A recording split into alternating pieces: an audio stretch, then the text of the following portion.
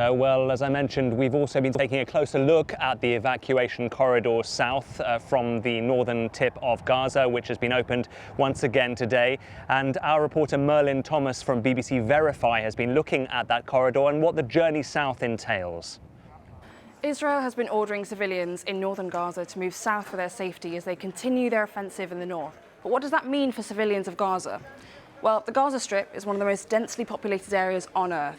Now, there were over 1 million people living in the northern part before this conflict started.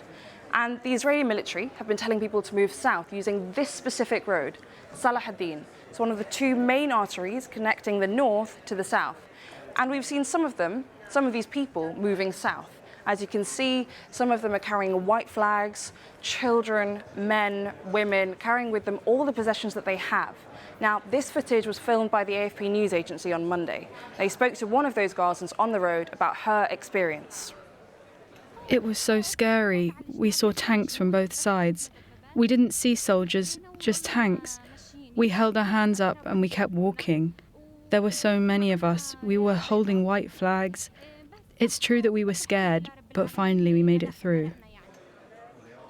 So how has the Israeli military been telling them?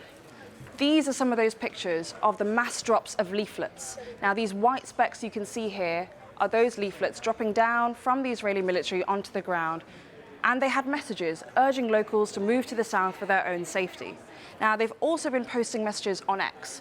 For example, this one. Today, the Israeli military posted in Arabic that the main road here for evacuation, the one we've just been talking about, would be open between 10 in the morning and 4 in the afternoon local time.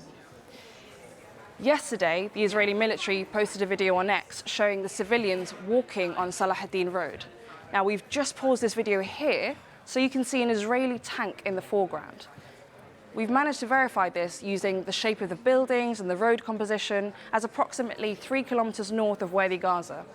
What the Israelis consider to be the boundary between the north and south of Gaza. We've also found this satellite imagery taken yesterday showing some of the stretch of the road. And if you look closely, you can see here the outlines of people on the road moving down the road down south. But if you look elsewhere in the image, you can also see the damage to the buildings and the rubble and the debris that spilled out onto the road. And this is what those people will have had to cross.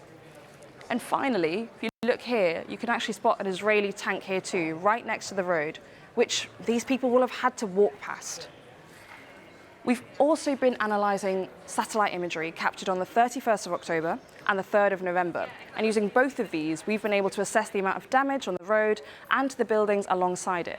So every single dot here, every single red dot here represents damage of some kind to the road, whether that's craters on the road, to the tarmac of the road, or buildings damaged close to the road. We can't tell exactly when this damage occurred, but let's take a closer look at these two areas here.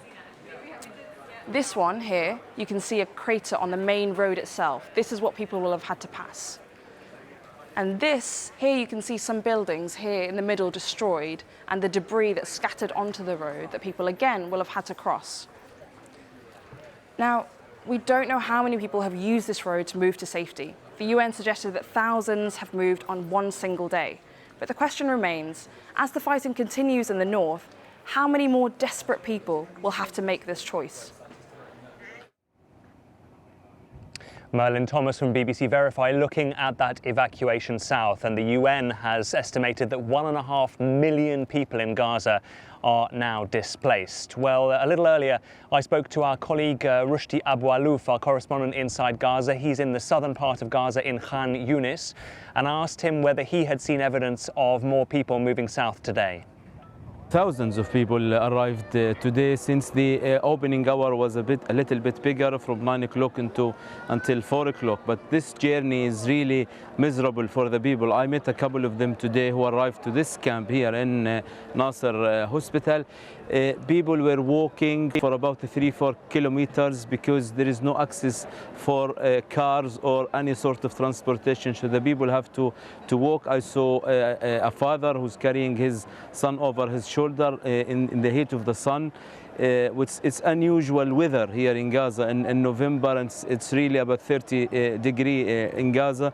But yes, people under the sun were walking, carrying their kids, some of their belongings if they can, and they made this journey into south. Why? Because the fighting in Gaza City is really intensified, taking very serious fight near the Al-Quds hospital in Gaza. It's a Tel El-Hawa area. It's a neighborhood in the southwest of Gaza. As the tanks advance very close to the hospital and people there, very few people remain in the area, and communication is really hard. But I was talking to someone who flew this morning, and he said it was a real gun battle in the area. Most of the buildings around that neighborhood, from the beginning of the Israeli attack on Gaza following the Hamas cross-border attack, this area was heavily bombed from air for days, and now it's been bombed from sea and from artillery units in the ground. The picture that I saw, it's really showing hundreds of targets has been destroyed in this building. This area is considered, you know, most of the wealthy people, they live here. It's quite a new area that was built 25 years ago. Most of the buildings are 7-story building, like compound in the area. Most of the buildings were hit, either completely flattened to the ground or hit some of the great damage to some of the building. The fighting also intensified near Beach Camp. Beach Camp is the only refugee camp in Gaza City with about 60,000-70,000 people live in that camp. Most of them were left, but people were still there, and people were, many bodies are under their houses, according to health ministry here. Fighting, and that direction is north. West of Gaza. It's all around the coastal road where all of the fighting is going on, but also the tanks are advancing from another position, which is south of the city. So now most of the tanks are surrounding significant part of the Gaza City, and they are advancing hard into the Al-Quds hospital, where about 14,000 people are taking the hospital as shelter, as well as 100 patients. Yesterday, the hospital said that they can't move people, they can't move patients from the hospital because there is no road around it is not damaged.